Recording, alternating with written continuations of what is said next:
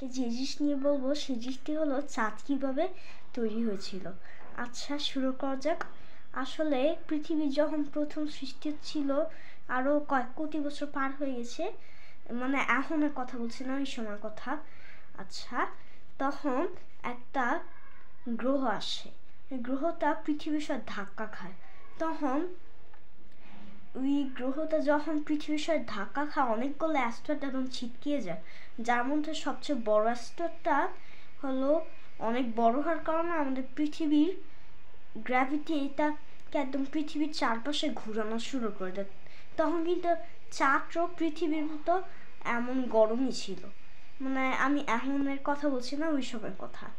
আচ্ছা, তারপর তখন তো চাঁদ অনেক গরম ছিল, তখন চাঁদেও পৃথিবীর মতো এমন অনেক উল্কা পড়তো অথবা অ্যাস্ট্রয়েড পড়তো।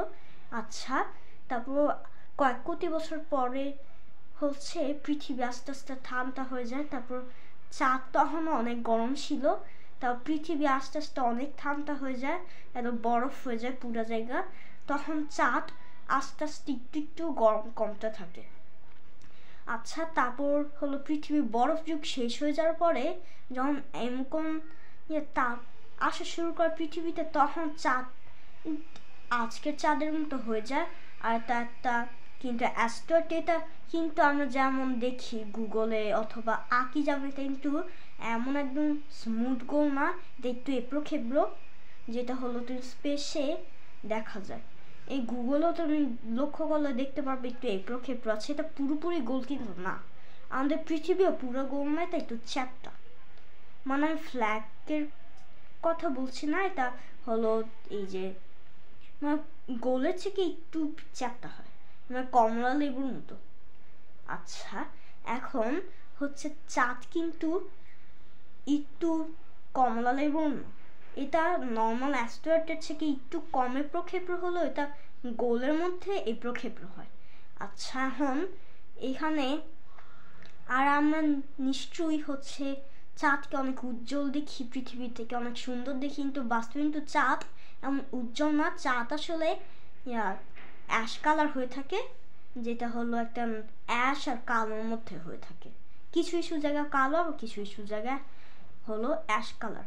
এখন চাঁদ কিন্তু হচ্ছে একটু গর্ত গর্ত থাকে, যেটা আমাদের পৃথিবী থেকে অনেক বেশি কম গর্ত, কারণ চাঁদে প্রায় ৯,০০০টা এরকম গর্ত রয়েছে। চাঁদের কিন্তু নিজস্ব কোনো আলো নেই। আমরা চাঁদের যেমন আলো দেখতে পারি, এটি কিন্তু সূর্য থেকে পড়া রিফ্লেক্ট আলোতেই আমরা দেখতে পারি, মানে সূর্য আলোতেই আমরা চাঁদকে এত উজ্জ্বল দেখতে পারি। এটা কিন্তু বাস্তবে এত উজ্জ্বল না, এটা একদম অন্ধকার।